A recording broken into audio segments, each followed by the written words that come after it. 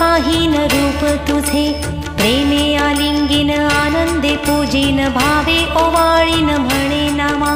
त्वमेव माता च पिता त्वमेव, त्वमेव बन्धुश्च सखा त्वमेव, त्वमेव विद्या द्रविणं त्वमेव, त्वमेव सर्वं मम देवदेव। कायेन वाचा मनसेन्द्रियैर्वा बुद्ध्यात्मना वा प्रकृतिस्वभावात् करोमि यज्ञं सकलं परस्मै नारायणायेति समर्पयामि। अच्युतं केशवं रामनारायणं कृष्णदामोदरं वासुदेवं हरि श्रीधरं माधवं गोपिकावल्लभं जानकीनायकं रामचन्द्रं भजे।